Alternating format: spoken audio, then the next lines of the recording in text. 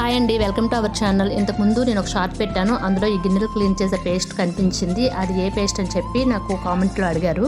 దీనికోసం అయితే శనగపిండి, పసుపు, పెరుగు, నిమ్మకాయ, సాల్ట్, వన్ సోడా ఇవైతే తీసుకొని పేస్ట్లా తయారు చేసుకున్నానండి. మీ క్వాంటిటీని బట్టి గిన్నెలు ఎక్కువ ఉంటే కనుక ఎక్కువ పేస్ట్ కలుపుకోండి. నేనైతే ఇక్కడ కప్పు శనగపిండి తీసుకుంటున్నాను. చాలా ఎక్కువ గిన్నెలు ఉన్నాయి. ఇంకా ఆల్రెడీ వాడేసిన పసుపు ఉందండి ప్లేట్లో, దాంట్లోనే కలుపుకుంటున్నాను.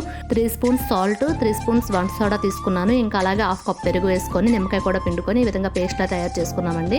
ఈ పేస్ట్ కోసం అయితే కరెక్ట్గా కొలతలు కూడా అవసరం లేదండి. ఏది ఎక్కువ తక్కువైనా ఏం ప్రాబ్లం లేదు. ఎందుకంటే ఇందులో ఎటువంటి కెమికల్స్ మనం యూజ్ చేయట్లేదు. చేతులు కూడా చాలా సాఫ్ట్గా ఉంటాయి. ఇంట్లో ఉండే పదార్థాలతోనే ఈజీగా తయారు చేసుకోవచ్చు.